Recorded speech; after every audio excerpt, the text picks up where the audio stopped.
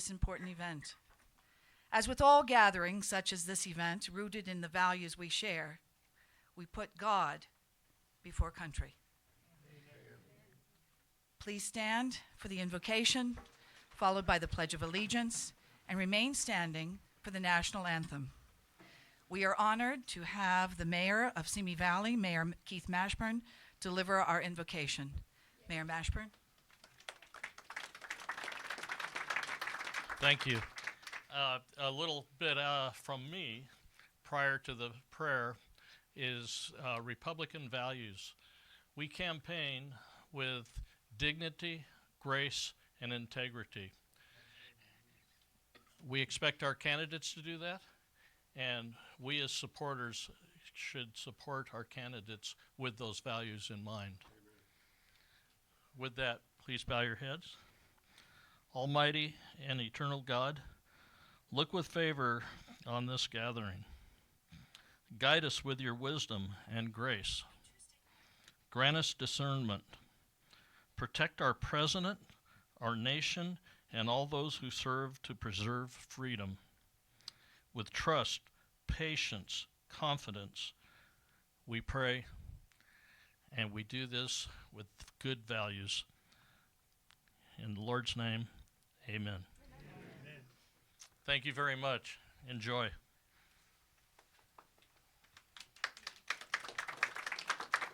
Thank you. Leading us in the Pledge of Allegiance is Jeffrey Burham. Jeff is a United States Air Force Academy graduate, a decorated Cold War and Desert Storm veteran, a community volunteer, and a lifelong conservative. Currently, Jeff is seeking office as Ventura County Supervisor in District 5. Jeff?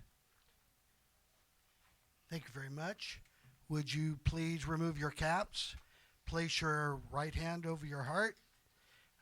If you're a veteran, feel free to salute. Ready, begin. I pledge allegiance to the flag of the United States of America and to the republic for which it stands, one nation, under God, indivisible, with liberty and justice for all. God bless America. Thank you. So if you would remain standing, we continue honoring our great nation with a rendition of our national anthem sung by Madeline De Natale. Madeline?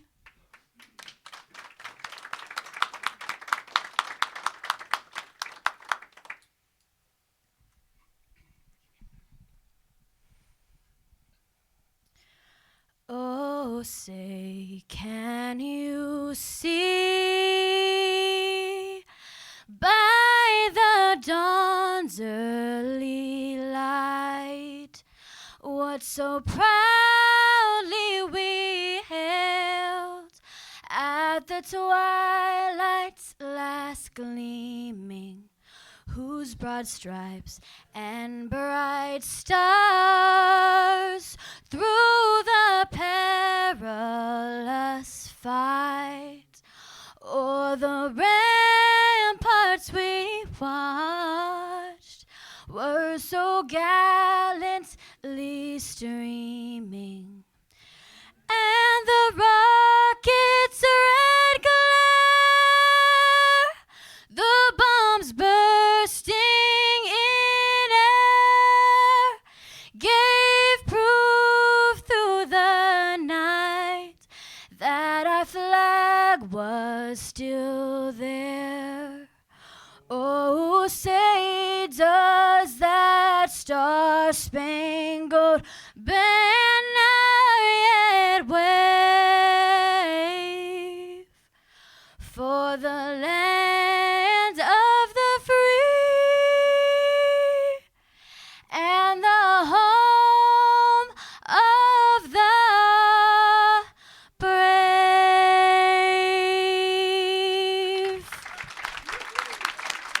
Thank you, Madeline. Thank you very much. I would ask everyone to take your seats, except the veterans. If the veterans in the room would continue to please stand. The veterans in the room. We ask our veterans, as they remain standing, we ask everybody to look around the room. Their presence here with us reminds us that we are the home of the free because of these brave men and women.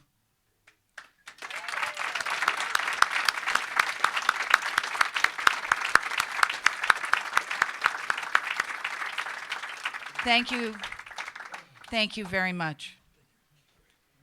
So, the Republicans' Value Center, the RVC. This is a bold and unique enterprise in self-governing. You don't have to be a registered Republican to appreciate and enjoy what the RVC has to offer. Like the Republican Party, the RVC takes its name from our constitutional republic.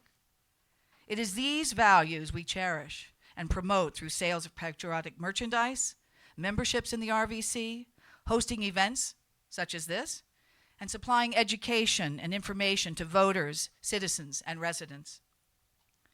The oft-repeated admonition, polite company does not talk about religion or politics, has done our nation a huge disservice. Every human society that has ever walked the face of this earth, or ever will walk the face of this earth, has as its heart religion and politics. If we can't talk about these two subjects, we cannot self-govern. Here at the RVC, we talk. A short distance from here is the Ronald Reagan Presidential Museum. There's a wonderful story told about Ronald Reagan after he died, told by his son. Most of us remember Reagan's iconic thumbs up, just like President Trump. Thumbs up, right? Well, Reagan's son described a time when the family was in the limousine, and they were in a crowd there in Washington, D.C., and they're moving through when a man broke through the crowd and pressed his face right up against the window, and he gave the president the middle finger. His son said, my father, without missing a beat, turned to us in the car and all of them and said, look, everybody's doing it. Here at the RVC, we do happy. Hashtag we do happy. And with that, I turn the program over to one of our co-founders and friends, Pat Saraceno.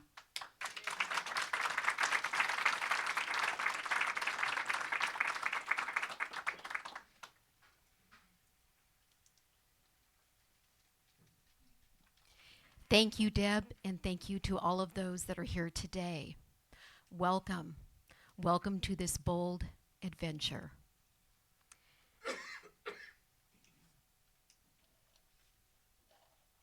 If there is an empty seat next to you, we have many folks that are standing and would love to sit.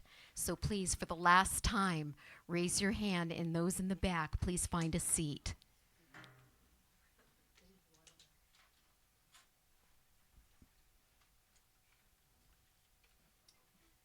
Again, my name is Pat Saraceno, and I serve as the president and chair of the Center for Republican Values. At this time, I'd like to thank the following dignitaries for attending. Simi Valley Mayor Keith Mashburn,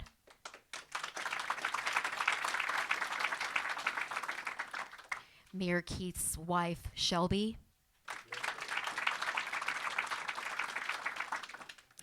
and we did have Simi Valley City Council member Mike Judge. I believe he is over at the junkyard where this is streaming live. For those who couldn't have a seat here, they're enjoying us, so watch what you say. I'd now like to introduce each candidate who will be participating in the debate today. Please come forward as I call your name, and it will be in alphabetical order. Mr. Mike Garcia.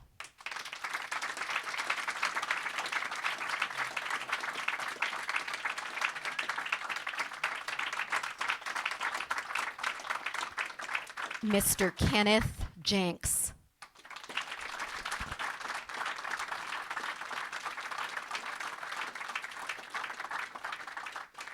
Mr. Steve Knight.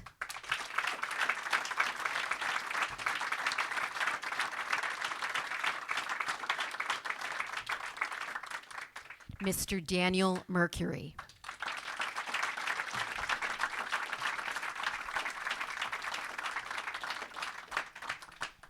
And at this time, I will turn the program over to our distinguished moderator and media talent, Mr. David Cruz of Salem Media.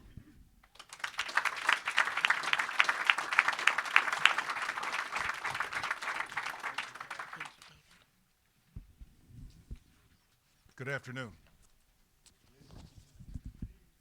How is everyone? Wonderful. California is watching us tonight. America is watching California District 25. I am but the bus driver here this afternoon. I'm the window washer. My point in being here with you this afternoon is in helping to bring out as clearly as I can the views, the positions, and the actions that these individuals say they're going to take on your behalf.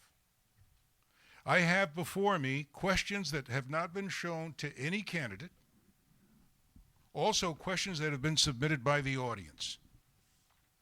Should you have more, please submit them to Ms. Deb Baber, and she will, of course, be the one to screen them and then bring them to me. The way we're going to conduct today's discussion, and it is a debate, so there's a couple of different things that we do. There will be an opening statement of 2 minutes each, starting with Mr. Mercury at the far end. Then I will begin a sequence of questions. The questions will be answered in 1-minute intervals.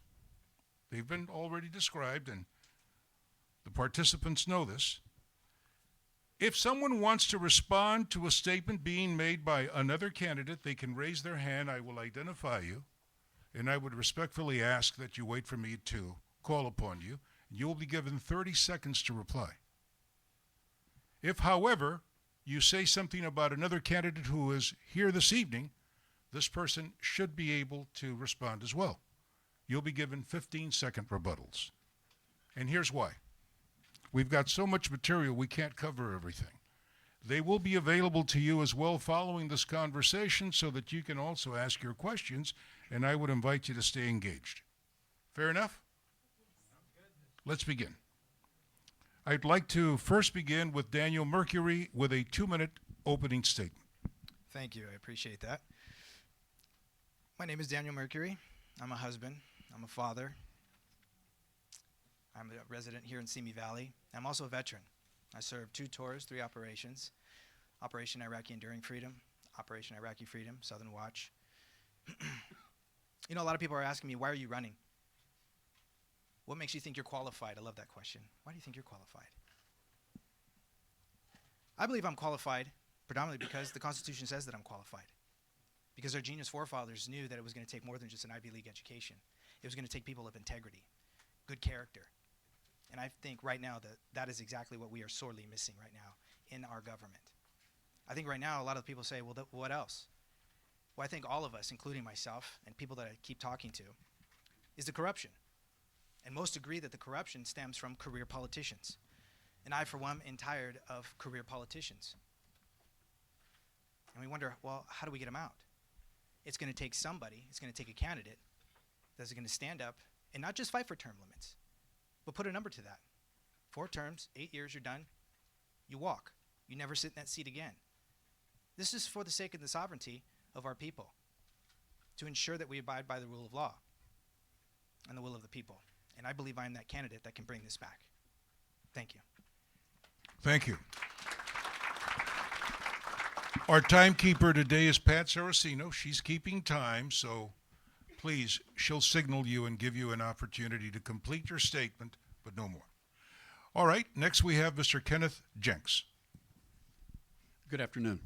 So my name's Kenneth Jenks, and I'm a resident of Santa Clarita Valley for 30 years now. I'm a father, grandfather, 3 grandchildren, 8 and under. I've served in the Marine Corps at age 17. I'm a meritorious Marine Corps service veteran, campaign service medal veteran. I've received a Bachelor of Engineering in Computer Science and Electrical Engineering undergrad, Master of Science in Engineering Management, and a top 10 executive MBA over the course of my career, raising kids and supporting the family. For 30 years, I've been building telecommunications networks to Homeland Security, first responders, hospitals, school districts, and working with the Communications Law Enforcement Act. I will be a congressman that delivers with leadership, experience, conservative Christian values, sensitivity, sensibility. Issues that are important to me are education, healthcare, environment, and sovereignty. Thank you. Next, we have Mr. Steve Knight. Well, good afternoon. I want to thank the RVC for having this debate today. It is wonderful to come out and have a debate and talk about the issues. My name is Stephen Knight. I live in Palmdale with my beautiful wife of 30 years, who's here in the audience, and my two boys, Christopher and Michael, 26 and 21, and our newest member, Luca Michael Knight, and Vanessa, coming to the family here. And I'm looking very forward to being a grandparent, even though I'm very young. Don't know that I'm old enough to be a grandparent. I'm a United States Army veteran. I joined right out of high school, enlisted myself, went in, served in Germany, served during the Cold War under President Reagan, and then went right into Los Angeles Police Department when I came out, and had my career in the Los Angeles Police Department, 18 years, including 5 divisions and then 3 years with gangs at Devonshire Division. I thoroughly enjoyed my time in LAPD. I thought it was a very honorable career, and I loved being a police officer. So why am I running? Why would anybody run for Congress? I think that is a good question to ask all of us. You've got to know why you're running for Congress. You've got to know why you're running for anything. I believe I'm a good leader.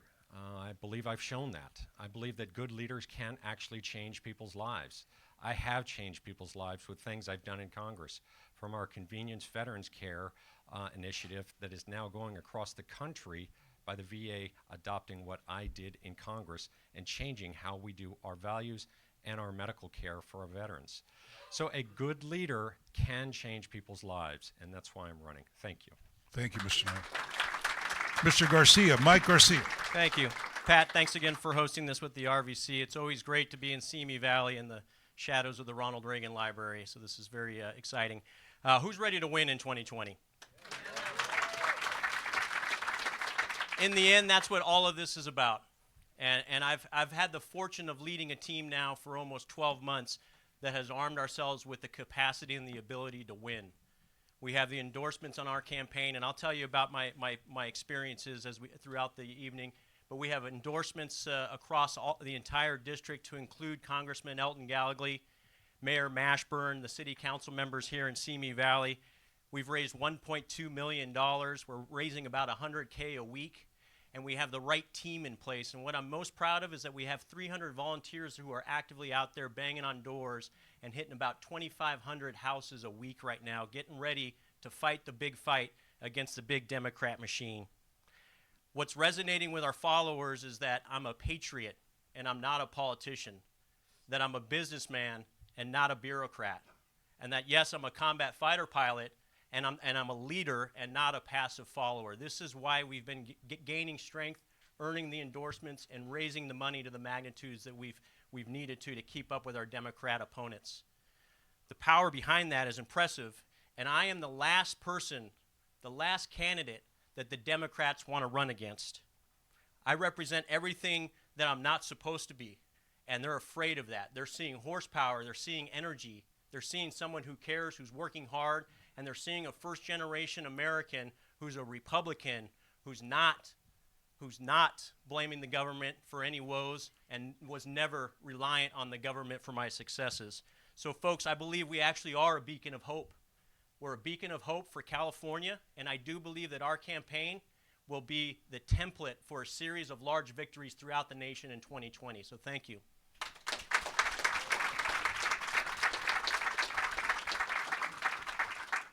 Next, I'd like to invite a gentleman who is in the audience who is also running for this position, but for reasons that he will explain, he's not at the podium. Mr. Lozano, David Lozano, will you please come up?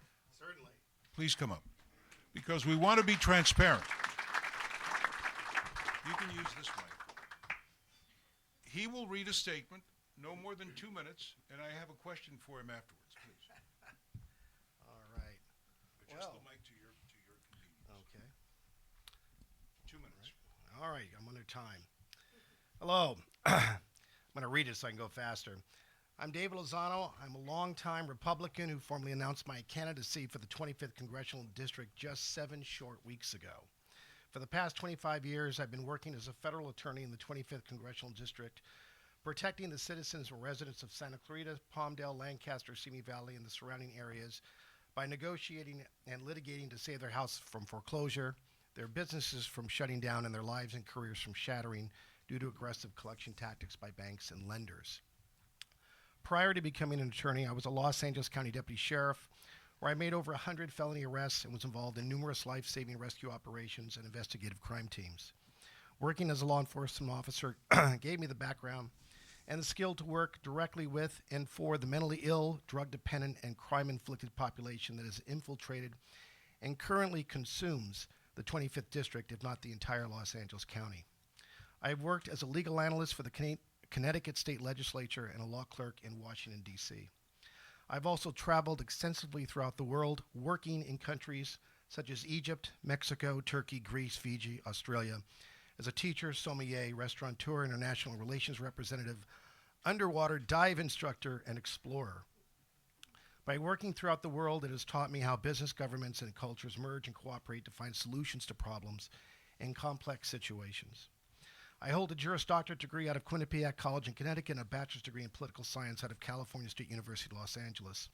I've been happily married to my wife, Dawn, who's over here in the audience, and my 2 teenage boys, Christopher and William. I am a candidate with an extensive background and a vast array of experience. I am the only candidate that has declared that I have the solution to homelessness. I came specifically today to announce and declare that I do hold a solution to homelessness. This is something that just escalates. We've got 2 minutes, right? Okay. Sorry. That's okay. That's Sorry. all right. But I've got to be fair. Now, I do need to ask you a question. Why are you not up at a podium? All right. Unfortunately, the RVC announced invitations a month prior to the cutoff of qualifying for the candidates here for the congressional position, and therefore the invitations were sent out before I was even a candidate. So I actually just learned about the debate from a news reporter last week. And so when I contacted Pat here to tell her that I was available to debate, unfortunately she said that there wouldn't be enough room for me here in the debate. So she invited me to come to sit in the audience, and hopefully the moderator might be able to ask me a few questions, and I'm certainly here afterwards for anyone to ask questions about my candidacy. Thank you. I'm going to ask Deb Baber to please come up. Deb, we also have a statement to be read by Courtney Lackey, who had a death in her family and could not be here. She, too, is a candidate. You will have 2 minutes to read her statement, please.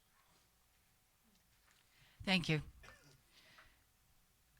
My name is Courtney Lackey, and I have lived in the Santa Clarita Valley for 20 years. I am a wife, mother, and business person. My platform is freedom, family, and our future.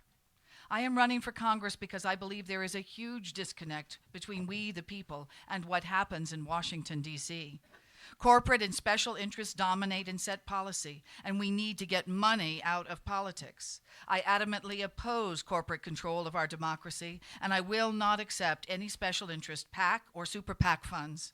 I will be beholden to no one except the people that I represent.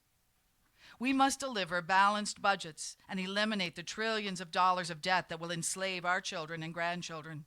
Having managed over $1 billion in assets for some of the largest pension funds and insurance companies in America, I have extensive experience in developing balanced budgets and fiscal strategies. I want to create a health care that is run by doctors and patients, not corporations and special interests. I want to empower parents and teachers through local control of education and school choice. I will be a fierce advocate protecting Social Security and fully funding veterans programs. I am confident that given the opportunity, I will make substantial change on behalf of our district in Washington, D.C. I would be honored to serve, and I humbly ask for your vote on March 3rd. Thank you, and God bless. There you have it. And Miss Lackey said she might be watching our stream, so if you want to send your condolences to her on the passing of her dad, please. We miss you, Courtney. Thank you. Thank you. All right, first question. I'm going to begin with Kenneth Jenks. And again, you have a minute to reply. Others can come in after the fact, and if you feel that you need to rebut, please feel free. The first question is, the Republican Value Center is founded on conservative principles. Specifically, what values are most important to you, and how will you champion these values in your messaging and in office if elected, specifically? Well, very specifically, there are several values that are aligned with each other. And healthcare, education are aligned very tightly with each other. So through demonstration leadership, I have raised 2 kids that both have master's degrees, double master's degrees, and a son-in-law with a master's degree. I have 2 master's degrees myself. I'm for school choice. I'm really concerned about the charter school system and what's going on there, and the inability to pursue that in terms of exploratory measures. But education and healthcare fall hand in hand, so well-educated population is also a healthy population. How will you champion these values? Yeah, so, one of the issues is funding. And when we give large monies to the school systems, unfortunately, it doesn't filter down to the kids and the students. That money goes to outside vendors, contractors, and folks of that nature. So what we need to do is have accountability and traceability for those funds that are delivered to the schools. We also need to know where the lottery money is going that was promised 30 years ago. Thank you. Any follow-up? Yes, Mr. Mercury. I believe one of the things that we also need to 30 seconds. We need to not forget about is God. And I think right now God has been removed out of our lives. If anything, I believe that, if anything, our children are forgetting about their origins, their purpose, and where their destiny is. And it really follows God. I believe in Jesus, and then of course destination is heaven. When you remove that from our children, remove that out of our country, we wonder why things are falling apart. And I believe we need to install and reestablish our faith in God in this country. All right. Anyone else? All right. Oh, yes. Okay, go ahead, Mr. Knight. So, absolutely. I think that Mr. Mercury has the point. It's values. To me, it's faith and family. And you instill your faith, you keep your faith, and then you work with your family. I think that those are 2 of the values that I look at all the time. Is my faith strong? My faith is very strong. Is my family strong? Yes. That takes care of an awful lot of the issues that I'm sure are going to be questions today, like homelessness, like broken families, like a lot of different things that if we had strong families, this would take care of some of those issues. All right, let's jump into that, Mr. Knight. How would you promote, seeing that the RVC has a core list of values which include pro-family, specifically, how would you promote the foundation for a free society being the family? Well, I think it goes back to what do we expect in America? I mean, I expect that we're going to be responsible for ourselves. I expect that we're going to do the right thing. Now, the right thing might be different for some people as it is to me and so on and so forth. But the fact of the matter is, if we're responsible for ourselves, that means when I get married, I'm responsible with my wife. My wife and I are partners now. I'm responsible to her. She's responsible to me. When we have a baby, we're responsible for this baby, and we're going to raise that child in the way that we think is fit. I think that that's one of the values that might be a little bit lacking. We are so willing to just let things go in America and just say, oh, well, that's the way it is there, and that's the way it's going to be, or it's broken there. How can we fix it?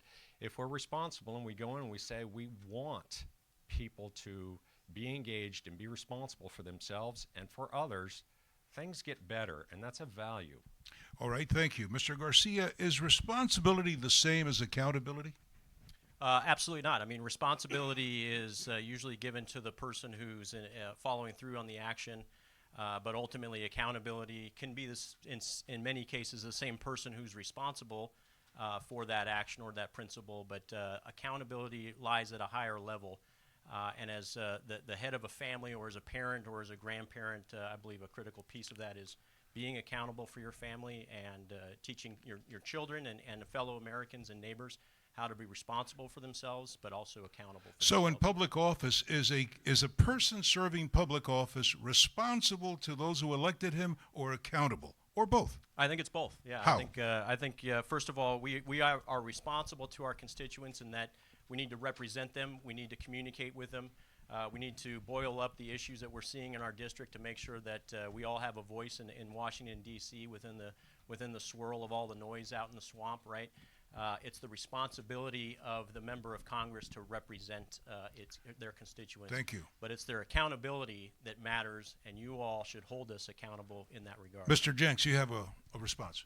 Yeah, really the two issues there on accountability and responsibility is that some congressmen will go to Congress, they'll act as a trustee of their constituents. Other congressmen will go and they'll be the voice of their constituents. I will be the voice of the constituents, not the Mr. Knight, trustee. you have a response. Yeah, absolutely. I think you've got to be accountable.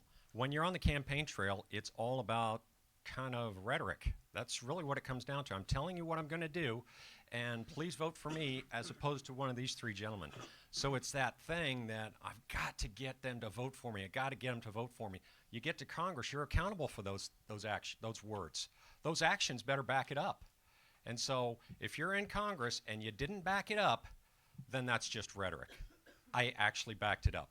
My words meant the same thing as my actions. All right, Mr. Mercury, go ahead.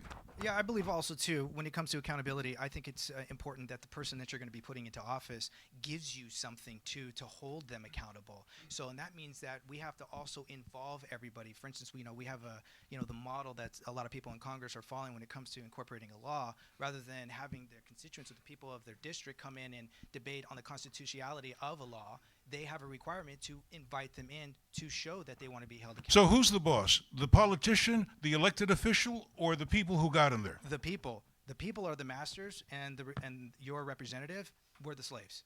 We are the servants. That is how it's supposed to work. You tell us what to do, not the other way around. Thank you. Mr. Garcia, what committees in Congress do you feel best qualified to serve in?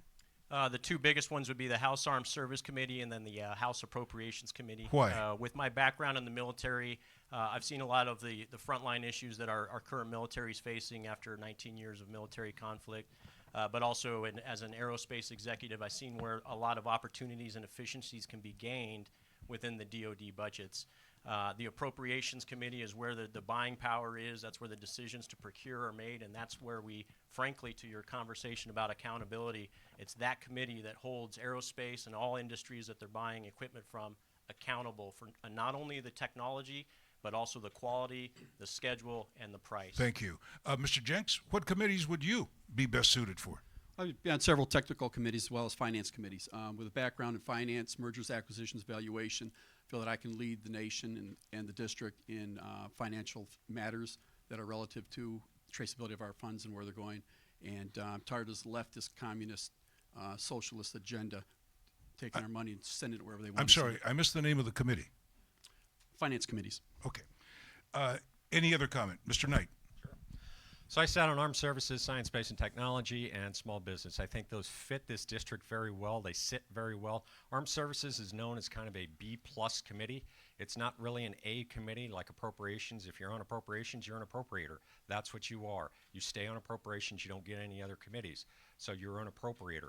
When you get on Armed Services, you are kind of like an A committee, but they say because you're on Armed Services, we're going to allow you to have other committees. That's why I got to sit on 2 other committees and 7 subcommittees. So how important is the aerospace industry in California District 25? How would you see that?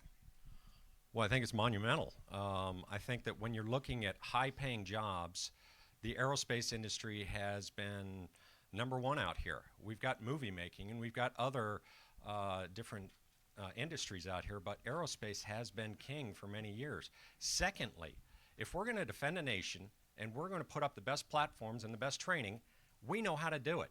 As I always say, the Wright brothers did something great on December 17th, 1903. After that, we took over. So we've been building airplanes, and we've been doing it the best right here in Southern California. Thank you. Any response or challenge? Yeah, I think aerospace is the backbone of this district. When you look at what our economy is underpinned by, it's primarily the large prime platform providers out in the Antelope Valley. And when you look down, it's almost like a river of supply chain between the Santa Clarita and the Simi Valley. Those suppliers in those 2 valleys are what feeds the plurality of the material. the plurality of the, frankly, the So the why not expenses. return the man who held a position in that capacity back to Congress rather than bring someone who's not been there? Well, I think there's two fundamental differences, but the biggest one between Mr. Knight and myself is I believe that in the past 19 years, especially under the Obama administration, we did not invest enough money in our military. And the mantra back then was to do more with less, and it broke our fleets, it broke our troops, and the op tempo was way too high for what we were given at the time. So now is the time to double down. This president's done an amazing job in making sure that the DoD budgets are $750 billion or higher for the next 5 to 8 years. We need to keep that tempo. We need to hold the Pentagon accountable and get more bang for the buck out of that money. But we absolutely need to modernize right now because we're way behind in several forums. Mr. Jenks. Yeah, one of the underlying technologies that enable aerospace is communication systems, and that's something that I haven't heard yet here. But the communication systems, telecommunications, broadband, and all of these underlying enablers in engineering are what's driving aerospace as well. And what we have to be especially careful of in this area is cybersecurity. I am an expert in cybersecurity, been working with cybersecurity for 25 years. So I think that is an area that we need to focus on as well. It's not just the dynamics of the mechanics of aerospace. It's all of these underlying technologies that we have to be careful of. Thank you. Mr. Lozano, I want to ask you a question. If you could step up to a mic, please. You have a law degree, is that correct? That's correct. How important is immigration versus, let's say, the economy? If you were to list your priority of projects, what would be most important to you? Well, illegal immigration it's one of the key elements here that it's facing our country that has divided our country. How would you address it? The first thing I would do is I would, of course, strengthen our borders, which our president is currently doing.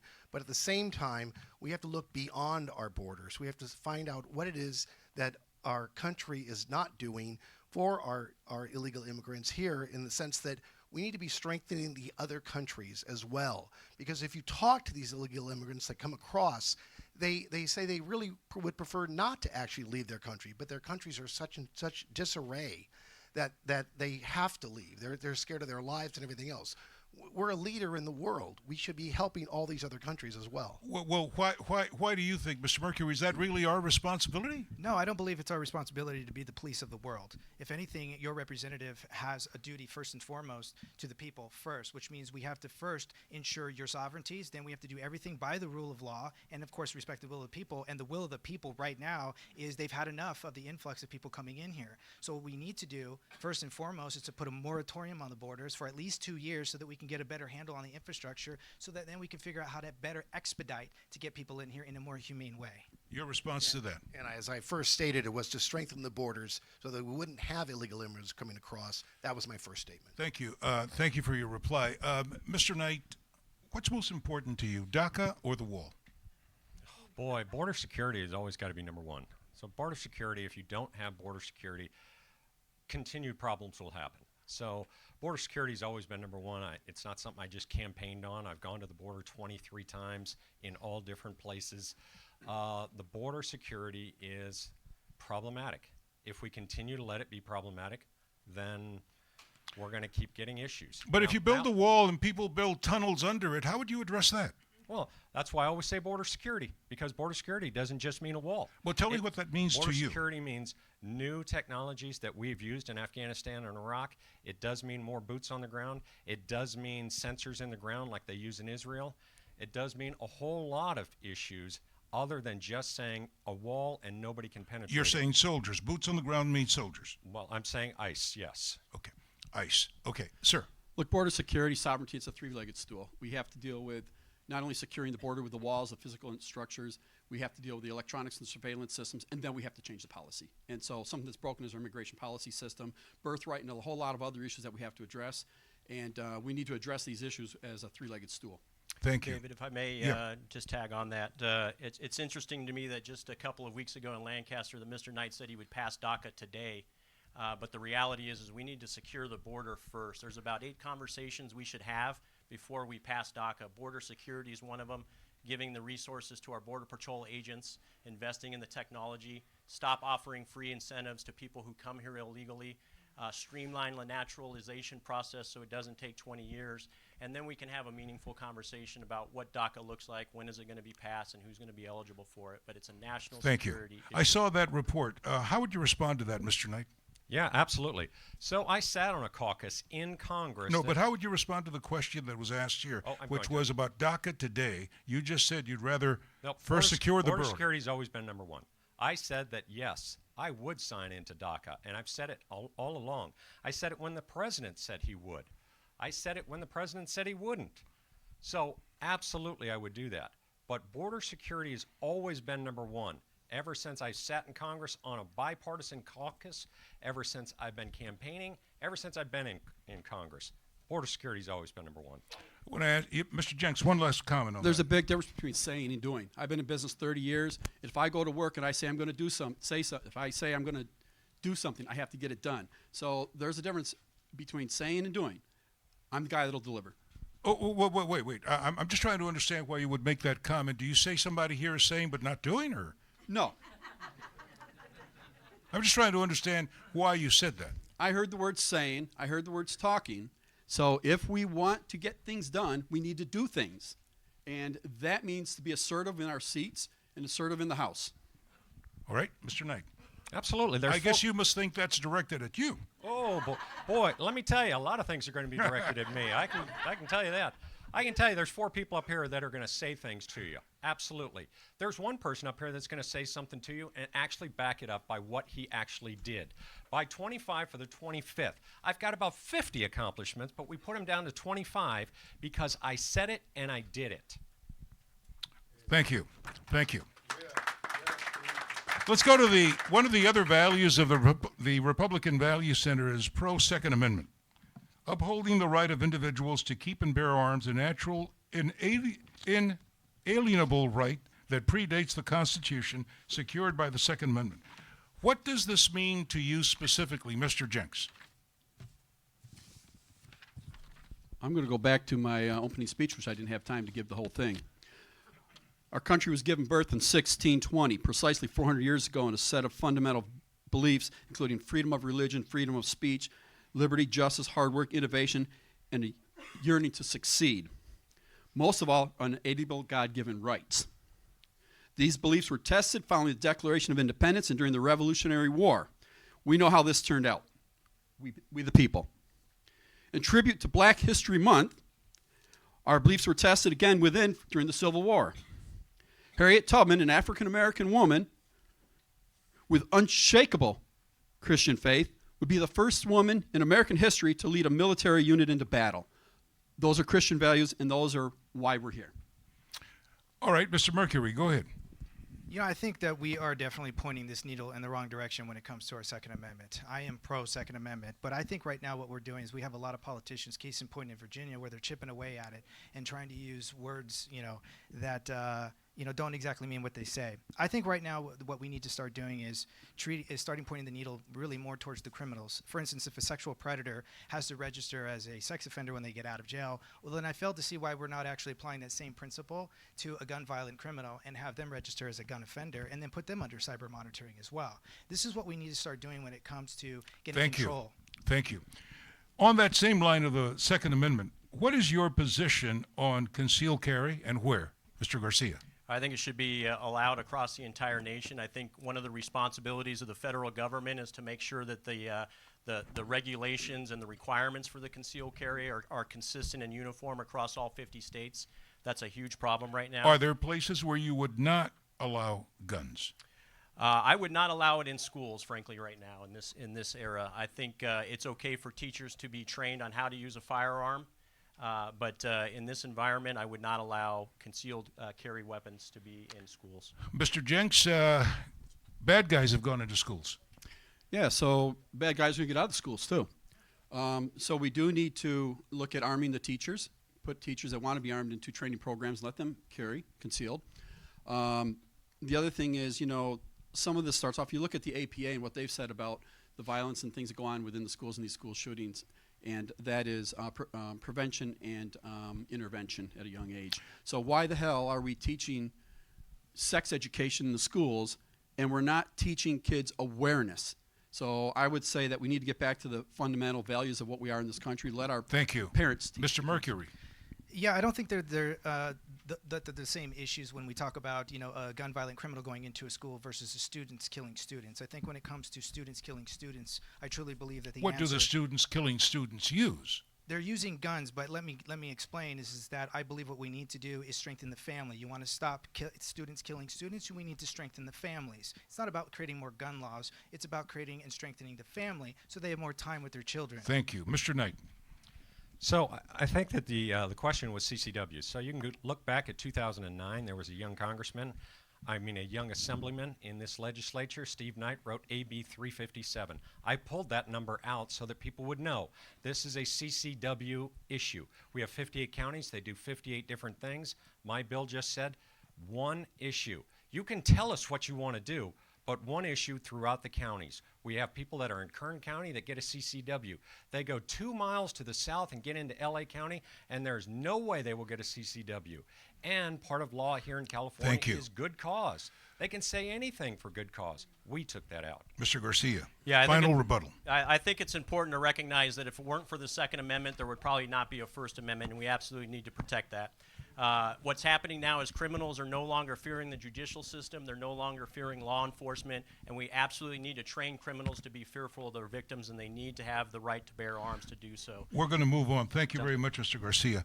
Okay, gentlemen, this is an open question. I'm going to start with Mr. Knight. From the House chambers, as our elected official in Congress, as a Californian, would you support recalling or impeaching Governor Newsom as a peaceful, appropriate move to diminish the one-party controlling rule in Sacramento? This is a question from the audience.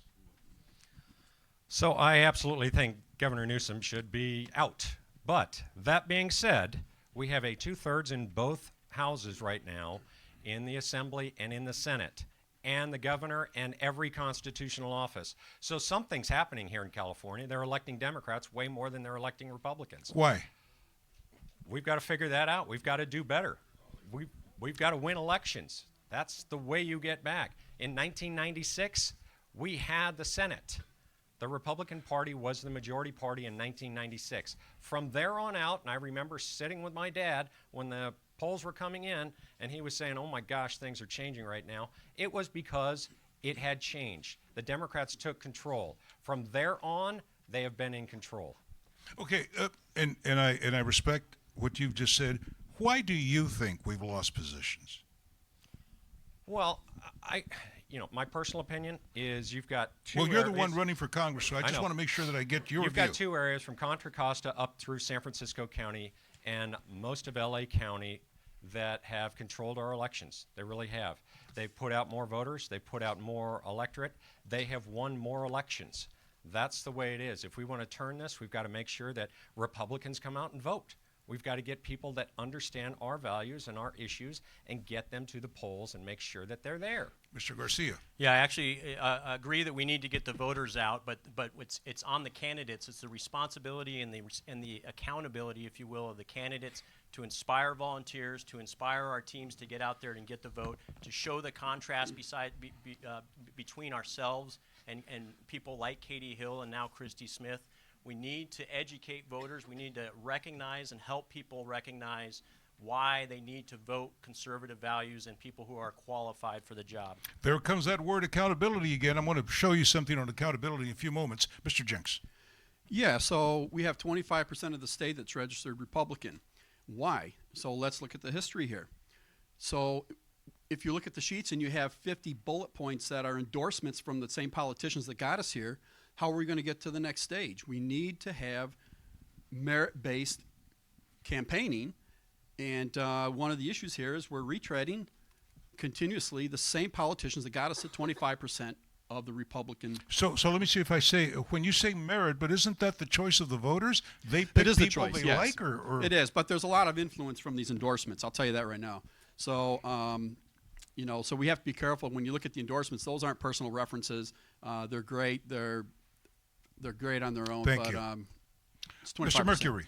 Yeah, I'm going to tell you right now. I mean, it's a multi-layered reasoning as to why we lost. Tell me what you think. I believe it stems from predominantly, as I said earlier, career politicians, but also being allowed where they are basically having a handout.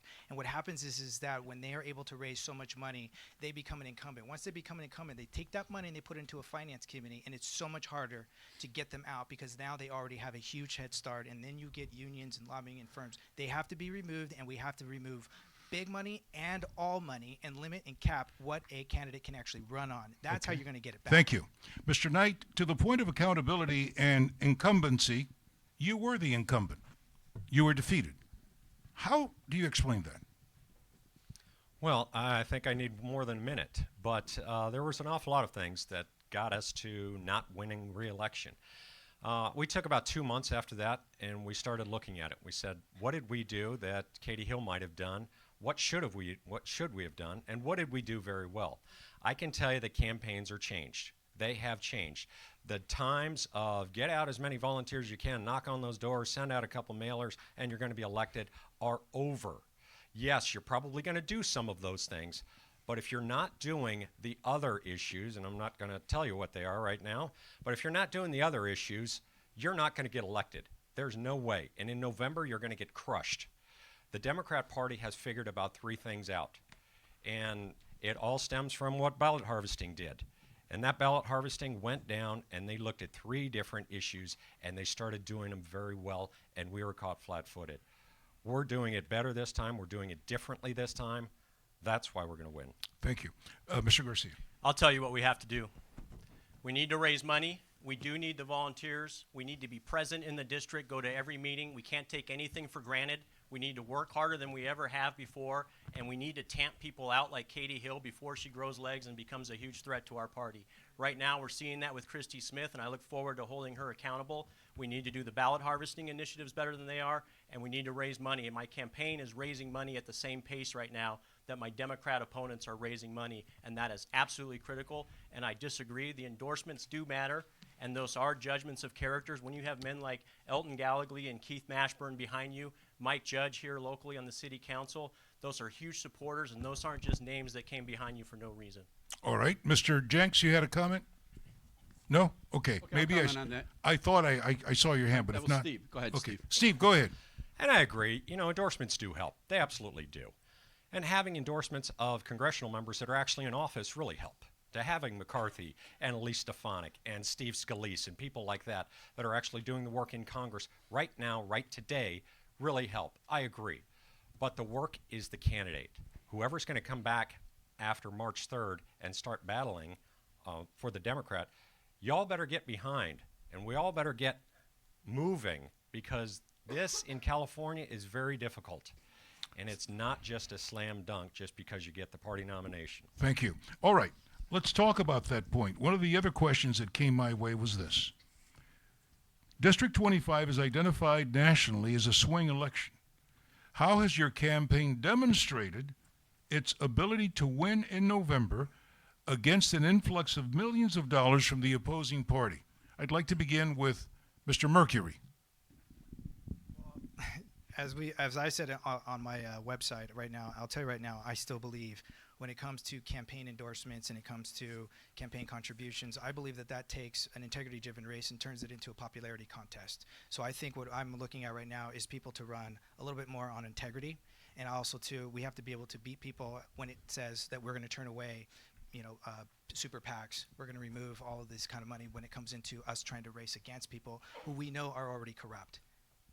Yes, Mr. Jenks. Yeah, I know there's a candidate here that's raised a lot of money, so I want to, in defense of this candidate, I want to say that it's not integrity. It's not an issue of integrity to raise money. It's an integrity issue if you spend it wrong. Okay. Anyone else? Yes, Mr. Garcia. I think a key I is think that that we're talking about you. Well, I appreciate that. Thank you. I don't lack integrity, I can tell you that. The key for me was to get in early. That's why I looked at the data on the heels of the loss last year, looked at all the forensics data there, saw what went wrong, what went right. After 4 months, I decided to get in early. And in order to win a race against a large Democrat machine, you absolutely have to get in early. You have to raise the money. You have to raise the viability, get the endorsements. I am supported by some political action committees, and I'm very proud of those. And frankly, those are how we are going to keep up with the bigger Democrat machine. Combat Veterans for Congress, the SEAL PAC, the War Veterans Fund that's backed by members of Congress like Dan Crenshaw. These are huge tailwinds for my campaign that I'm absolutely proud of.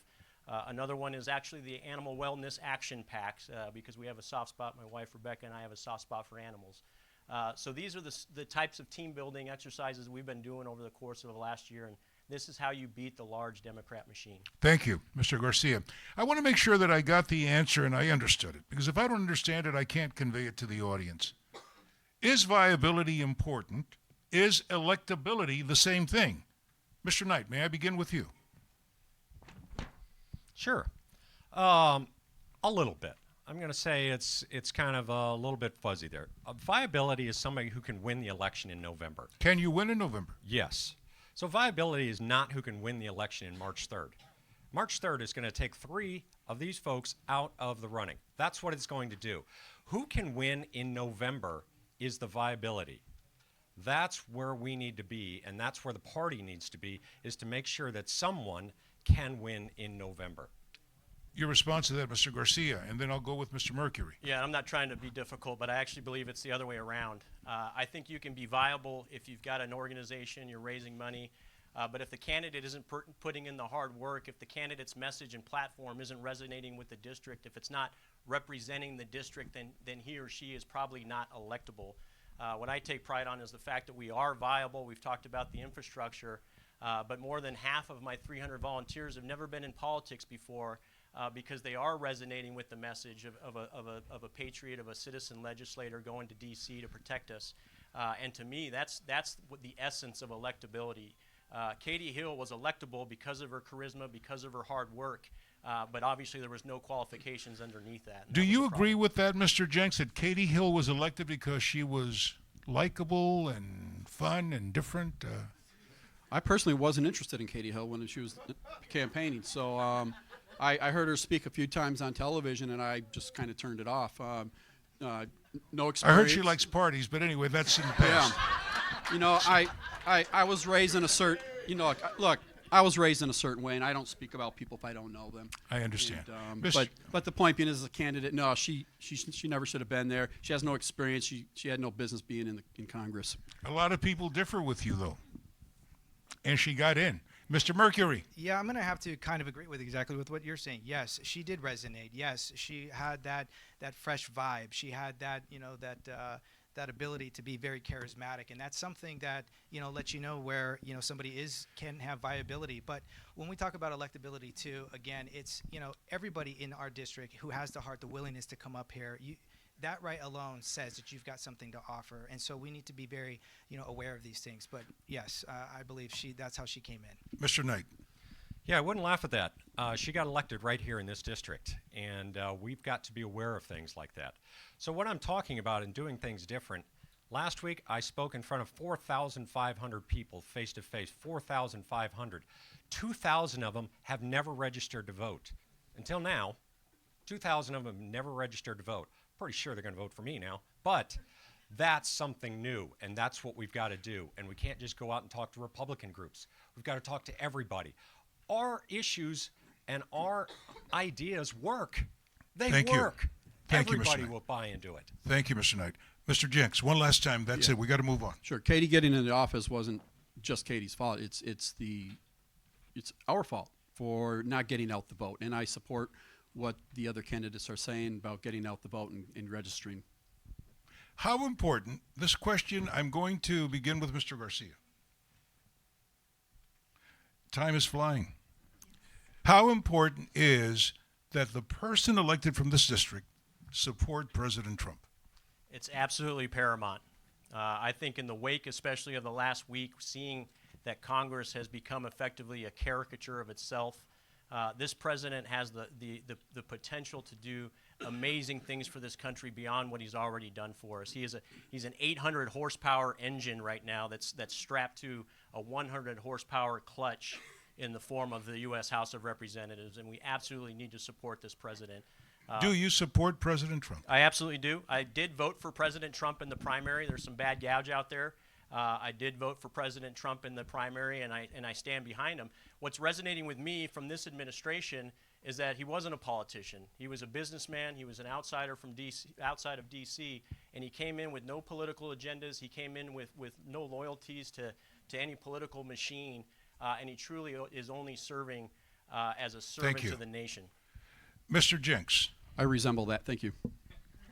All right. Mr. Mercury. Yeah, I'm going to go on record right now, too, and say also, too, that I support the president. Okay. Thank you. Predominantly, one of the reasons that I believe is because he's also the only president, and from what I see, is that he created a brilliant plan between Israel and the Palestinians, a plan where he's the only president that bothered to even take out a map and figure out where they can actually mark the lines where the Israelis had actually agreed to give over some land to the Palestinians. That is a brilliant plan. He's the only president that has done this. Thank you. I'm telling everybody right now, you should get behind this president. Mr. Knight, please. Same Well, question. I'm glad you brought up that point because I was one of the only 9 House members that went over to the Holy City when the embassy was coming in. But I want to come back to no, that I'm going question to. earlier. Okay, I just please. like You got that. 30 seconds. I like that. Okay.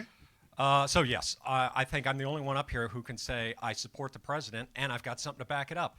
When I was in Congress, I voted with the president's policies 99% of the time.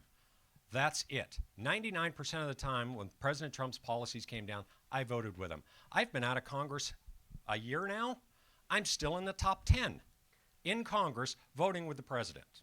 So I want to ask you this follow-up question, Mr. Knight, and I'm sure that others will follow up as well. You are broadcast in several interviews where you say, I differ with the president on quite a bit. I'm sure this is not the first time you've been asked that. Sure. Did you differ with him then, or do you differ with him now? Or if you agree with him now, what's changed about him that's caused So, you to say remember- tonight that you will support him? Remember, nothing has changed. When President Trump said something about John McCain, I said that's not something I agree with. I don't agree with those comments. Now, some people would say, well, then you don't support the president. That's absolutely not true. President Reagan was my favorite president, and there were certain times where I would say, I don't agree with what President Reagan said. But let's look at policy. President Trump has set down a policy. I was a congressional member. I agreed with that policy almost every time, 99% of the time. But if somebody says something, even if my son says something and I say, you know what, I don't agree with that, we could have a discussion. So that's it. Thank you, Mr. Knight. Okay, I want to move on to another question. I'll begin with Mr. Mercury. What are the 2 or 3 steps or things you will do to address our annual budget deficit? This is a question from the audience. Well, that is a great question. Give me a great answer. The great answer. You to got 1 minute. Thank you. The great answer to that is right now there are 2 bills sitting on the floor. They are HR 24 and HR 25. One of them is to abolish the Income Tax Act. The other one is also to abolish the IRS. And right now they are just sitting there collecting dust because nobody wants to put that on the floor and nobody wants to make that happen. That is something that we need to happen. But if you enact those, you then will have to also abolish or repeal the 16th Amendment. And then on top of that, what we need to do is get our money back on a gold standard. We want to drop this crazy $23 trillion debt down. You have to make sure that your money actually means something. But because there's not enough gold to go around, we're going to have to introduce other things like silver, palladium, and platinum, and even now, digital cryptocurrencies. Thank you. Mr. Knight, Mr. Garcia. So I would be one of those members in the House where I'm sitting there not passing a budget until we absolutely see a path to not having deficit spending year over year. We need to have a balanced budget act. We need to do, sorry to interrupt, Dave. We need to do a line-by-line investigation of where we're spending the money and where efficiencies can be gained. We can synergize and combine agencies like the Commerce Department, Agriculture Department. There's overlap among many of these federal agencies in D.C. that we should be able to synergize and get cost out. Thank you. Yes, Mr. Jenks. See, that's where inexperience shows, because it's not just about balancing a budget with these candidates here. It's about balancing the economy, and you have to have fiscal responsibility, monetary responsibility. You have to understand how the Fed runs, what full employment means. So again, we're looking at this from a 3-legged stool. So I would say a balanced economy is just as equally important as a balanced budget, so you don't fall into deficits. Thank you. Thank you. Now, I want to poll the audience. I know this is informal. It wasn't planned. It's not in the script. Are you learning something about them? Yes. Thank you. Please. And keep sending questions. Thank you, Deb. All right. We're going to move on to law and order. I'm sorry. Pro law and order. Law and order, and this is one of the values also espoused here at the Republican Value Center, it provides the peaceful foundation needed to prosper. Here's my question. What specifically will you do, Mr. Jenks, to support men and women in uniform, those who are wearing the badge each and every day? Specifically, what would you do? Well, very specifically, I'd make sure that there's funding available for those men and women wearing the uniform. I have supported men and women wearing uniform for 30 years in my line of business, and I will continue to support them. But we need to have smart legislation. We're going to continue to have ICE, and we will get the funding that the law enforcement needs. We'll get the equipment that they need, and we'll battle the criminals the way they're supposed to be battled. And I thank Steve Knight for his service as an 18-year police officer. Mr. Garcia. First of all, can I say how proud we should be to have 4 veterans on stage right now? Yeah. Frankly, folks, I think that's the recipe for success in D.C. We don't have enough veterans serving in Congress right now. We're at an all-time low percentage-wise. For me, the priority in the district needs to be to get mental health facilities in each one of the major valleys throughout the 25th District, Simi, Antelope Valley, and Santa Clarita. It's not good enough to just send our veterans who sometimes have significant mental issues to a civilian hospital or urgent care. They need specialized and tailored treatment. We need to improve the way the compensation and pension plans and the disability phone calls and services go for our veterans. We need to improve the comms with the VA. And one of the biggest things that no one's really talked about is the U.S. military should be required to give veterans a civil equivalency training and exam so that some of the skill sets that they're learning in the military are actually transportable and directly cross-decked into the civilian world. Thank you very much, Mr. Garcia. All right. Men and women in uniform are beloved, and we appreciate their service. Let's talk about pro-capitalism, another value of the Republican Value Center. It drives economic growth. You would know about that. You've been an economics expert for a long time, Jeffrey Beer. Okay, it also ignites private sector development as the only sustainable solution to poverty.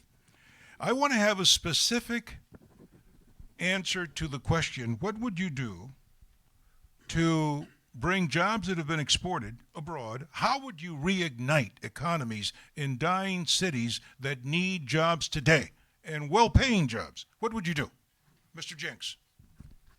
Yeah, this is an area of expertise of mine in capitalism. I've taken 3 companies and moved them. One company was $7.5 million startup capital. We went 3 years and hit $300 million. It was acquired by Comcast Ventures. So I understand capitalism. We need incentives. We're chasing. Let's talk about our own communities here. We're chasing companies out of California because they can't afford the insurances and all the other taxation and burdens that are set up on them. So, the thing we provide incentives to the companies to stay here, whether it's additional tax breaks, getting a grip on, let's say, for example, lawsuits, employee insurance and lawsuits that happen with employers. So they're faced with more risk, and so jobs are going elsewhere. All right, Mr. Garcia, you had a comment. You raised your hand, yes, and I think Mr. Knight was taking notes. Go. So to me, I'm a true constitutionalist and free market capitalism. It's all about supply and demand. The biggest thing that we can do is to extend the 2017 tax cuts that this president initiated a couple years ago. That was the catalyst for the boom that we're seeing in the economy and the jobs creation that we've seen. Those are not permanent. They come up for a revote. And if we elect someone like Christy Smith, who's never passed up a tax bill that she hasn't seen or that she has seen, we will see our federal taxes go up in a couple of years. So we absolutely need to do that. Thank you. Mr. Knight, you're next. And remember, I was in Congress when President Trump came in. One of the greatest things that President Trump did was he knocked out a lot of the red tape and a lot of the regulations so that business could go out there and boom and bring more employees and expand and all. How could we make it better, Mr. But I'm going to tell you, when I was in the city council, we looked at local zones and enterprise zones and things of that nature. When I was in the Assembly and the Senate, I wrote a bill to bring the aerospace tax credit, $450 million. It was directed right at the new bomber, which we know now is the B-21. We said, if we do this tax credit, the bomber's going to be built in California. Well, no, you know what? It's going to be built in Palmdale. Before that, it was probably going to go to Texas Thank you. or Florida.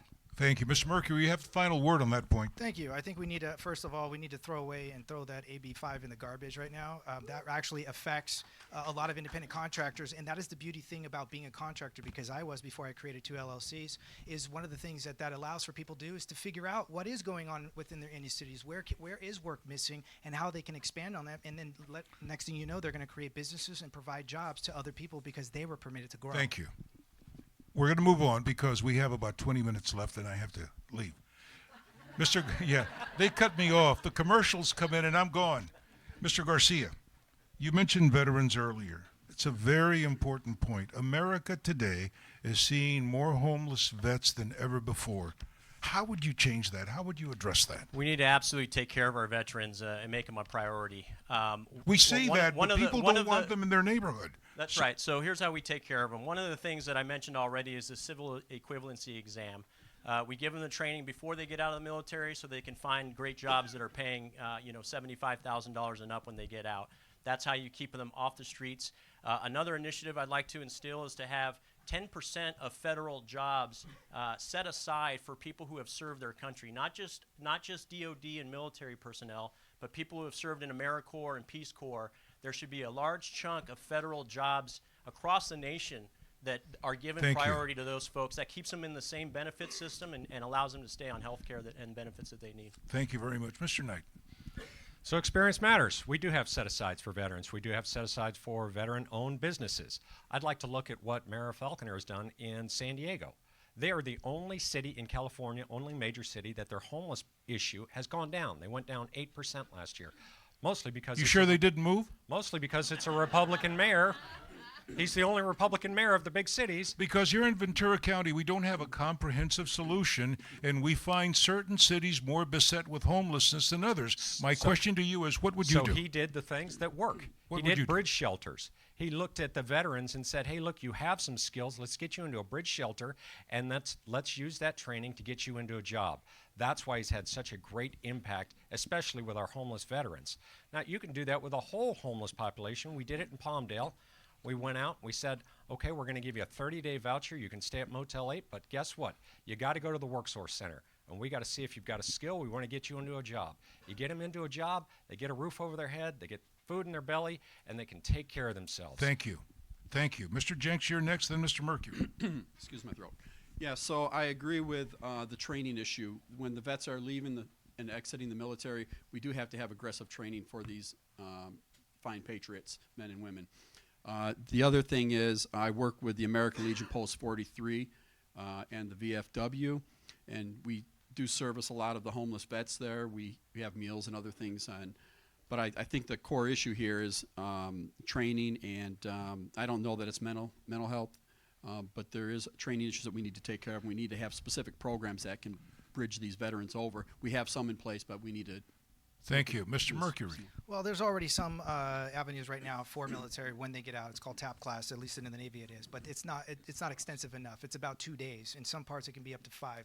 That is not nearly enough. It needs to be much more extensive, maybe up to 6 months worth, to really try to acclimate when you get out of the military. It is a big transition for a lot of them. So that's one thing we can do. But we talked about the homeless, and one of the things that's not being talked about, too, is that there are more vacant homes on the L.A. County side, up to 60,000 vacant homes, than there are the homeless population. And there are already programs right now that are working, like the Continuum of Care of Alliance, that have incentives to get these people to open the buildings. So I fail to see who is not talking to these owners of these buildings to open up their homes for the homeless. Let me really take note and commend you each for trying to be creative with your responses. I appreciate on that question, okay?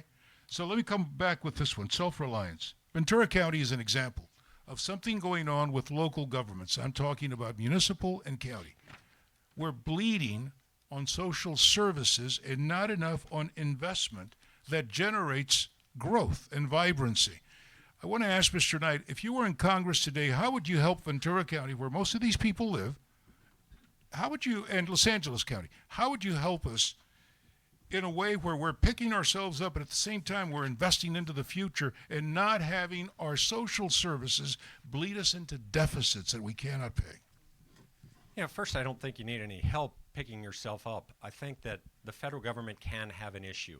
Now remember, the federal government is not here to help you in every situation. I always love that. We're from the government. Well, excuse me, Mr. Knight. Hang on. No, because what you're doing is you're splitting semantics here, and I knew exactly what I was asking you. What I was asking you is, how can we be partners in the private-public sector so that we can grow our economies locally? Because up there in D.C., they don't know what we're going through down here. We've got a flat economy here in Ventura County. Absolutely. So how would you help us? So, absolutely. So, government can look in there, and I brought up tax incentives that you can do locally. You can bring in zones into your locality to say, okay, we're trying to attract aerospace. We're trying to attract the movie-making industry. We can use these tax credits. We can use this zone, if we create this new zone, to get the synergy right here and bring them in. That is something that government can do, and government has done.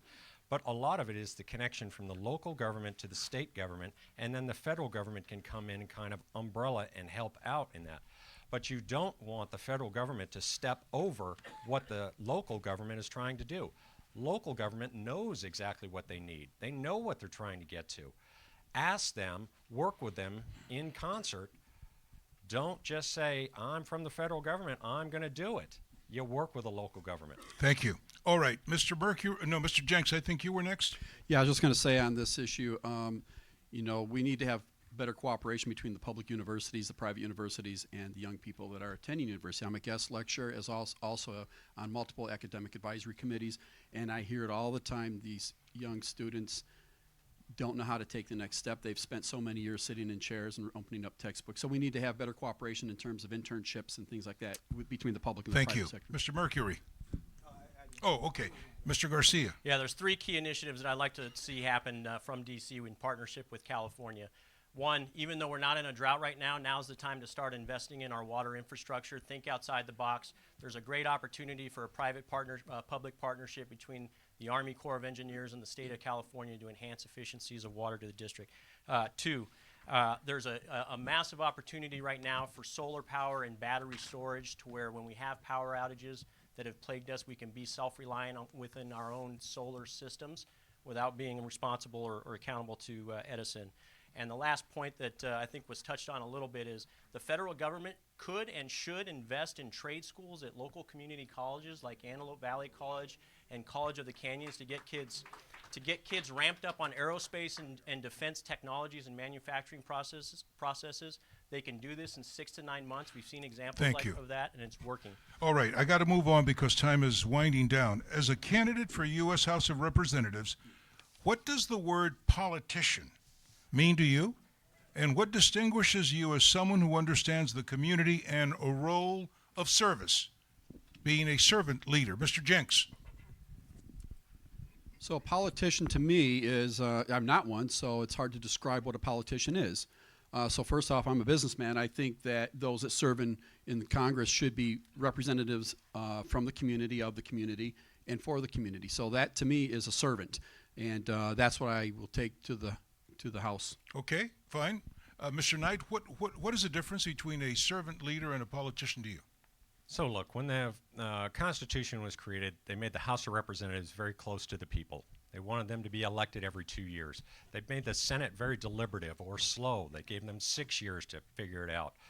The House of Representatives is the representative. They're the ones who go out into the community. They deal right directly with you face to face.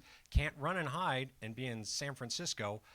They've actually got to be face to face. So that's what a representative does. Goes out to the community and understands. Almost every one of my bills or ideas came out of the community. We worked with the community and we said, okay, this is something we can do, and that's how we got to a bill. Thank you. Mr. Lozano, I've not asked you a question in a bit, but I would like to ask you to respond to that point, because you mentioned it in your declaration that you were not a politician. May I ask you to step up to a mic? What does the word politician mean to you, and what will you be if elected to this position? Always, a politician has always been a leader to me. I've looked up at all the past presidents, all the past political leaders before me, and I find that to be something to look up to and to follow and try to use as a guide. We've had some incredible politicians in our history, and you could learn from them and take what you've learned from them and try to make it even better. Thank you. Thank you very much. Mr. Mercury. Yeah, I think a politician to me, when I was growing up, it meant that a politician was never mean what they say. And to me, a servant of the people are people who actually don't want to be in office that long. They just want to do what's necessary, what's right, and they want to abide by the people in their district and who they represent. Thank you. Mr. Garcia, did you have a comment? I think the horse is dead. But for the most part, politicians need to be held accountable. I think the key to a good politician is why are they running? Why are they serving in office? Can they make ends meet in the real world, either before or after they're in office, or are they trying to make a living off of public service? And that's a big deal. Okay, this is a question from the audience. As a Republican within a state with a Democratic governor, how can you help us make an impact? There comes the word help again, but people want to know, what will you do for the people of California who are conservatives? Let me begin with Mr. Mercury. Well, again, I think one of the biggest things that we have lost is the sense of family. I think that we have lost that path, and I think those of us who are here right now in this room believe in that. And I think that instillment needs to actually go on a much grander scale when it comes to educating our kids and instilling the fact that they also need to take part in government. I actually had the privilege of speaking to one of the high schools here in Simi Valley, and that is something that did not happen when I was growing up. Is getting your kids involved in understanding just how powerful they really are, and that they need to ensure that power stays in their hand, so that they get, when they become an adult, what it means to protect their sovereignty and freedoms. It starts at the youth, so that it carries over into the next generation. All right. Mr. Jenks? Yeah, I think the issue here is collaboration, because we have everybody fighting each other. It means hold your ground for one as a Republican, but also means to collaborate with your opponents in the House. So the Democrats, the Libertarians, the Independents, we need to collaborate with them and find common ground in the center. But that's really the key here. We don't see enough collaborations. It's just a lot of infighting going on. Anyone else? Mr. Knight? So I'm going to give you two numbers, number 1 and number 5. Number 1, when I was in the Senate, I passed more legislation than any other Republican in the Senate. Now, you can't pass a bill in California as a Republican without getting Democrats on your bill. We had co-authors from the Democrat Party, and they understood that this was an issue and it needed a problem solved. Number 5, I was the 5th most bipartisan member of Congress my last term. That means that I actually worked with everyone. We had a problem. We got to solve the problem. It's not a Republican problem. It's not a Democrat problem. It's a problem. How do you solve the problem? You get people together, you work on the issue, and you solve it. Thank you. Yes. The question, I believe, was how do we provide hope to conservative Republicans in California? How do you make an impact? Yes. I think it's a one-word answer, and it's win. I think if we win in this district with the special election happening on March 3rd, just a few weeks from now, we will make a huge symbol across the nation and be an inspiration to not only Californians but the entire nation, that typically purple or blue districts can be recovered with the right candidate. So this brings us to the real gut question. and it has to be asked. Mr. Mercury, can you win? Yes. Not would you like to, would you be passionate? I'm just asking, given what has just been said, can you win? I'm going to answer it this way. I used to run track and field, and one of the things that I was really good at was running the 100-meter dash and the 200-meter dash, and I was also a junior Olympic qualifier. But one of the things I wasn't very good at, though, was always winning at the 200. But the one thing that my coach used to tell me was, don't worry about who's in front of you. Worry about the end goal. And the more I kept thinking about that, the more I realized it didn't matter where I was at in the race. It mattered where I was going to end up. And that's why I believe I'm going to win. All right. Mr. Jenks, same question. Marines never surrender, so yes, we can win. Mr. Knight. Yes, I can absolutely win. We've looked at this race, looked at kind of the issues and what's in front of us. We've also looked at what's failing not just in this district, but what's failing across the state and what's failing across the nation. I've talked to an awful lot of people, and they say, we've got to change. We've got to do X, Y, and Z instead of always doing A, B, and C. So, yes, I can win, but we've got to change the way we think and change the way we do things, because if we're going to win this seat, we could win Valadeo's seat. We could win Mimi Walter's seat and Dana Rohrabacher's, and the list goes on to win these seats back. But we've got to be willing to do a little bit different and connect it to things that we've done good in the past. Mr. Garcia. Yes, I can win. I would not have gotten in this race back in April if I did not think I could win or would win. There's a saying from Sun Tzu in The Art of War that the winner knows he's won before the fight begins, and the losers figure it out about halfway through the battle. So that was the value of spending the 4 months looking at all the data and getting the support of the local community and making sure that my message, that my resume, and that my history would truly resonate with the constituents of the 25th District. So yes, we will win. There is a question from the audience. I need brief answers on this one because there's another one right after that. It's just a big one. The people are asking, aren't 4 of you guys dividing the conservative vote? Isn't this something that you should be talking about so that we don't end up having split our own vote? Mr. Knight. No, we're not. We're not. We do polling about every week. We look at the polling, we figure out where the votes are and what's happening, and if there's any changes. If there's a change here, if there's a blip there, it looks a little bit like an EKG, but not that much. The split is not there. I can tell you right now, Christy Smith is not getting a split because she's out there running and she's not got fine people like this running against her. But the split is not there. You're going to see a Democrat and a Republican on March 4th.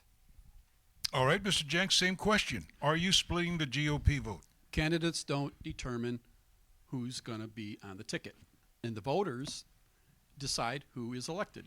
So I would say that no, we don't split anything. As a matter of fact, we do have a group of candidates here that can't be compared with the Democrat and the other parties. This is a fine group of candidates up here. Thank you. So that's the way it is. Mr. Mercury. I'm going to have to second that. It definitely comes down to the voters. It comes down to who you believe is going to best represent you. But it really is in the voters' hands. So I don't believe that we're necessarily dividing everybody. If anything, I think it's giving everybody hope that you definitely have strong candidates, all of us that are up here right now, that are willing to do the right thing by our community. Mr. Garcia. Yeah, I don't think we're dividing ourselves, but math and physics are stubborn things. So by definition, having as many people running, we are splitting the vote. But I do have faith in our district that we will unify behind the right candidate. I'm a firm believer as a Republican that anything that doesn't kill you does make you stronger. And what we're doing right now is sharpening our sword for the real fight that begins on March 4th when we go against Christy Smith. So let's talk about that. Positive thing. Thank you. Let's talk about that. Will you, yes or no, get rid of the federal support for sanctuary states? How? If you say yes, and if not, then why not? I'll begin with Mr. Knight. So let me tell you how the California Republican caucus goes when you're sitting in there at lunch on Wednesday or Thursday. We throw out ideas. One of the ideas is, golly, there's sanctuary cities, sanctuary state, all of these things. Let's talk about this. How do we get rid of this? I can tell you, I'll give you a little quick story. If you want to lower the age of drinking to 18, you can do it. You could drop it to 18, but you know what's going to happen is they're going to restrict transportation funds. That was a long time ago that there was a lot of lobbying and changes. They're going to restrict transportation funds. So if you start doing things like this, which we all talked about and we all said, yes, that's what we want to do, the very first thing that was happening was transportation funds are going to be restricted. So if you like your highways the way they are, I don't. I'd like to expand them. I'd like to have better highways and all of that. Be careful on those issues. Mr. Knight, can I ask you a question? I would love for this not to be a sanctuary state, but... So let me ask you, just so I get clarity. Isn't that almost sounds like, again, the Washington deal making? I'll give you this if you give me that. So can you enlighten me on how you balance that? Because you know where you stand on something, but you've just said, well, you know, we sit with these guys and, you know, I want my roads too. So explain that to me. Look, for everybody out there that doesn't say there's some sort of issue like that, then they've never grown up in a family. They've never been married. They've never figured any of those things out. We have to look at them and we have to be realistic about what's happening. Yes, we could absolutely push forward a bill to get rid of sanctuary states. Absolutely. But if there is a consequence on the other end, just know that's going to come. Now, if we can fix that, and I think we can, if we regain the House and we control the Senate with this president, I think we can. But... Okay, but the president has drawn that same line and he stood his line. I just want to get your answers. Mr. Mercury. Yeah, that right there for me is prime example of the fact that this is a flip-flop. You either are for it or you're against it. I'm against it. When we have sanctuary cities, that goes completely against our Constitution, your sovereignties, your freedoms. You cannot have somebody say yes in one hand and then no in the other. That's like Bernie Sanders telling everybody, you know, free medical health care for everybody, but then in the same breath he says, but I got to raise your taxes. So are you saying yes or no? Because the question was, will you get rid of federal support for sanctuary states? In other words, Are you for sanctuary sanctuary? I'm against sanctuary states. Okay, so then would you work to Eradicate them? Yes. Absolutely. Mr. Knight, I want to get your answer on the record. I'm against sanctuary states. I'm against sanctuary cities. Absolutely. 100%. Okay. Mr. Jenks, your position, yes, no? Yeah, I'm not going to negotiate over sanctuary cities and sanctuary states. We're not going to have it. And how many of you here voted to have a sanctuary state or a sanctuary city? None of us voted for it. The power's in the people, we the people. So it's not up to me, it's up to us, all of us. And yes, I'm absolutely against sanctuary cities, sanctuary states, and we need to put ICE in control. Mr. Garcia. It is a clear assault on our Constitution and one of the biggest threats to our national security. Thousands of Americans are killed by illegal immigrants every year. We absolutely need to have the federal government crush state and local governments if they ascribe to a sanctuary city policy. One of the ways you can gain leverage and make sure it does come to a head is you hold the cities and you hold the local governments accountable for the deaths of any Americans who have died at the hands of illegal immigrants. If you charge the city of Simi Valley, for instance, if Simi were a sanctuary city, and thank God it's not, but if you were to charge that city $500,000 for every death of an innocent American at the hands of an illegal immigrant, you would stop seeing sanctuary cities pop up all over our country. Thank you. We have time for maybe one or two questions. This is, and I'm trying to pick the ones that seem to have been asked the most. This one is a little long, but I'll try to keep it very brief. Let's say that you're faced with a decision that you need to make as a member of the House of Representatives. Your constituent bosses, though, may not agree with you, but you think it's the best thing to do in their interest. Who do you listen to, or what do you do? Let's begin with Mr. Garcia. That's a great question and an academic debate that goes back 244 years, right? That's why our Constitution is written the way it is. The bottom line is that I have an accountability and responsibility to my constituents, but in the end, I have an accountability and responsibility to the national security and the survival of this country. If ever those two interests depart or decouple from each other, I have a responsibility and accountability to explain to my constituents why I feel the way I feel, have a conversation, whether it's a town hall. Frankly, I don't believe a representative should ever shrink away from a town hall. That's good conflict, that's good friction. We all evolve from those conversations, and that's what makes us better as Americans. Mr. Jenks. Yeah, I agree along that line. We have a federal constitution and we have a state constitution, and the federal constitution comes first. So yes, that needs to be communicated to the constituents, and always first be the voice of the constituents, and then try and have a settlement on those issues that Just to be clear, but the question phrased by the audience member used the phrase constituent bosses. Do you see them as your bosses? You're their employee? Absolutely. All right, Mr. Very Mercury. simple. Mr. Mercury. Well, I think the first thing that we need to do is, of course, remind our constituents that, especially when I was in the military, when you swear an oath to support and defend the Constitution, you say that first, which means your loyalties have to be first to the set of ideals that made this great country in the first place. So it's about mutual accountability with each other. And so that's one of the things where if the county or the people, if our constituents are going in the wrong direction, it is also our responsibility to ensure. Wait. But now that's a subjective decision. You're saying that they're going in the wrong direction. No, I'm saying if that's the case, and it has to be based on the Constitution, it has to. You have to make sure that what is being talked about is arguably founded on the Constitution. So you're going to look at the Constitution. I get it. All right, Mr. Knight, did I ask you that question? No, you didn't, but please, I'll answer. Please, sir. Absolutely. That's why you go to the constituents and you say, how is everything going? Obviously, we take an oath to the Constitution. That is where our loyalty is. But remember, we're a representative for this district. We must know what's happening in this district and talk to them and understand what they're saying. Thank you. All right, one more question, then the closing remarks. Yes, no. Will you support term limits, Mr. Garcia? Yes. Would you like to say why? You said yes, no. That's fine. I got your yes. You said That's yes, on no. the record. Tell me why. I got you on that one too. My opinion is that. Thank you. No, I'm kidding. I knew it's a trap. My opinion is that if you go to D.C. too long, you forget why you're there. You forget who you're serving, which is your constituents. Frankly, if you can't get done in what you need to do in the span of 10 years, then you shouldn't have been there in the first place. If I may, just a nuance, and one of the issues with term limits not getting passed is no one can really agree on the number. I heard the number 8. I ascribe to the number 10, others is 12. So that's the challenge, is to get a two-thirds majority. Thank you. Mr. Knight, I'll go just down the line. Yeah, absolutely. I'm fine with term limits. You've got to pick a number that's going to fit both. Give me an idea. You got to fit both. So here in California, we did 14, and you said you could do 6 and 8. Then we changed it to 12, and so then you could do 12. You could do 12 as a senator, 12 as an assemblyman. Because that changed, they took away pensions from assemblymen and senators. So that was kind of the big drawing line. We don't want you to have a pension, and we don't want you to stay there that long. So if we're going to do it at the federal level, then you've got to let the representatives stay enough time so that the staff is not running Washington, D.C. So it's got to be around 12 years. All right, thank you. Mr. Jenks. Yeah, so Senate would be 2 terms, that's 12 years, and they would be rotating with Congress, which is 3 terms for 6 years. So that's how you break up the network in D.C. and you break up the lobbying.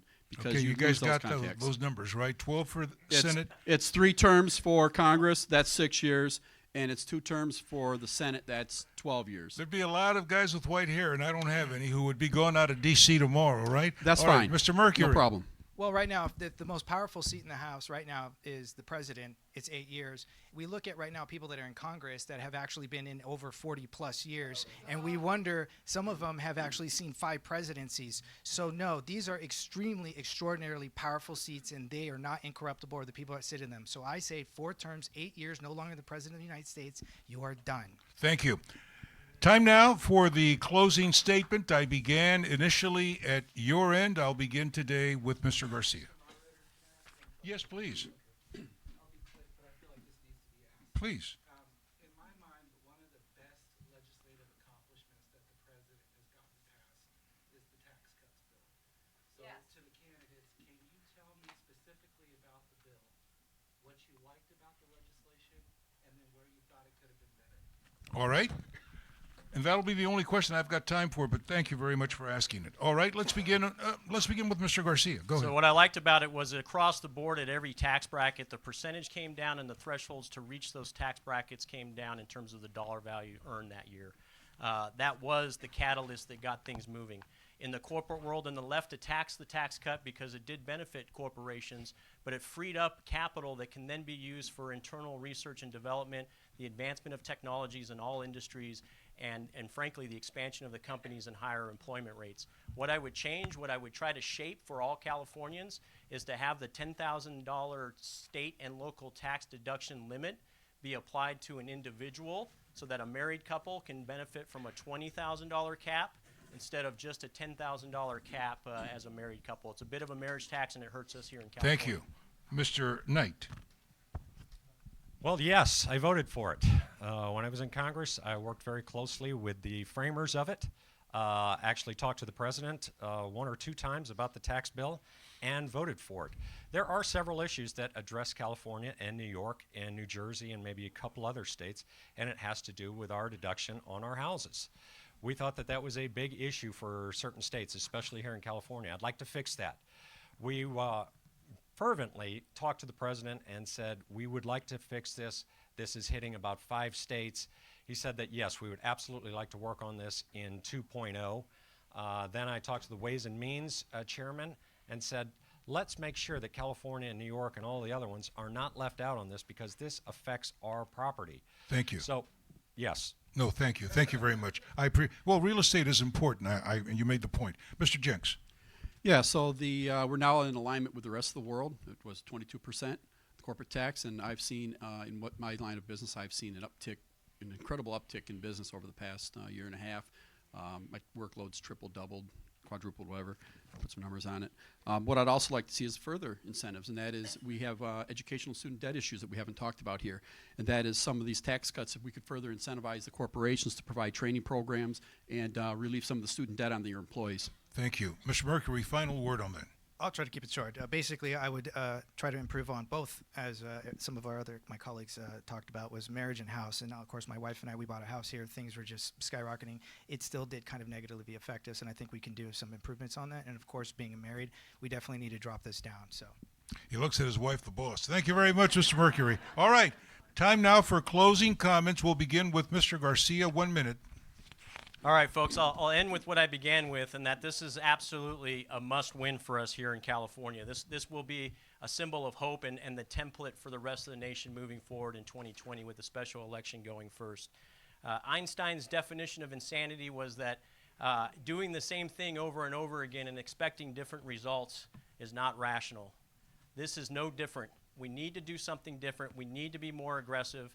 I believe leadership matters. I've led in combat. I've lived in the corporate world. Experience matters. I've run a small business through the recession, through good times and bad times. Why you're running matters. I'm not running for ego or pride. I'm running because I believe in the Constitution, and frankly, what I saw in Katie Hill and now what I'm seeing in Christy Smith scares the hell out of me. I'm not doing this for the money. I'm not doing this for ego or any other reason. I'm doing this for the security of the nation. I believe people like us need to step up. Thank you. All right, Mr. Knight, closing comment. Well, thank you all for coming today. I think you saw 4 very good candidates, very qualified candidates. I want to thank my family for being here, and I want to thank you all for listening.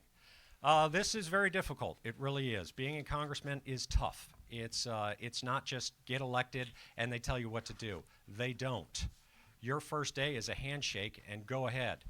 So experience does matter. Experience at the local level, at the state level, and now at the federal level, it does matter.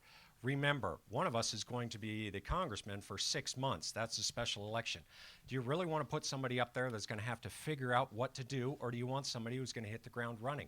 I'm going to hit the ground running. I've already got 5 or 10 phone calls I'm going to make on the very first day to change things in the VA with our veterans and other issues. So it's ground running experience. That's what I bring. That's what I hope you will vote for. Thank you. Mr. Jenks. This is all business as usual. So, you know, I've got 30 years in business, startup company. So I know how to organize, how to build a business, and you have to treat Congress like a business as well. So you got to get in there, build your, you know, you have to have a business plan, so to speak. You have to do your pro forma financials if you need to. You got to know where your money's going to come from, how it's going to be spent. But I kind of take this personal too. You know, I'm the grandson of America's founders, Revolutionary War heroes, Union soldiers of the Civil War, World War II, and the Korean War. And I fought the good fight myself, so I'm going to get in there, give it a good fight, and treat it as a business and be responsible to the constituents here. Thank you, Mr. Jenks. Mr. Mercury. I'm going to take a quick moment. I'll agree with Steve Knight. Yes, this is definitely tough. This is hard. This is difficult. But one of the things that has made it easy is my wife. And I think what's the old saying? Behind every good man is a great woman. And when it comes to my wife, that's an understatement. With that being said, this is an amazing district, and I believe that this is the district that really can be the ripple in the pond to really change the tide for the rest of the state. And I believe right now we're at a really great precipice. We're at a great turning point that we can make this happen. Thank you. Thank you. Mr. Lozano, I'll give you the same opportunity, sir. Please step up if you want to make a closing statement. Well, it's honor important. to be here and to be amongst these gentlemen. I mean, I sat here listening to their answers, and I would just love to be in the debate and be able to answer every question, but it was an honor to be amongst them and to be part of this. Thank you, sir. I want to thank the audience, and I want to thank these candidates. Thank you. Joan, it's your show. Thank you very much. Have a great evening. Joan, please remain seated. No, don't go yet.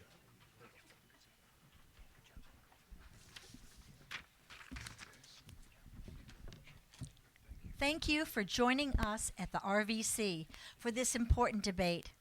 On March 3rd, or sooner, if you vote by mail, you will cast a vote first to fill the short-term seat left vacant when a disgraced Democrat was forced to resign.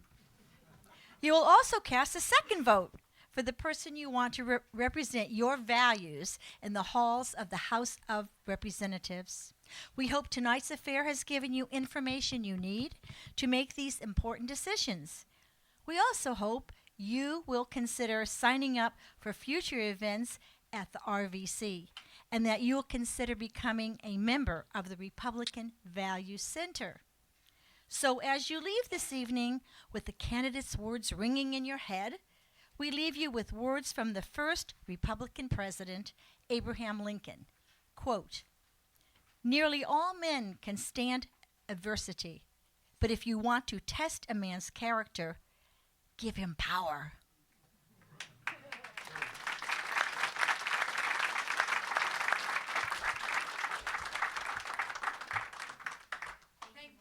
Thank you all for being I'm sorry. here. We do have refreshments, light refreshments. The candidates are here. Ask your questions of all of them. Thank you, Pat. By the way, our headquarters is about 100 feet that way, so if you guys want to join us at our headquarters, you can do that as well.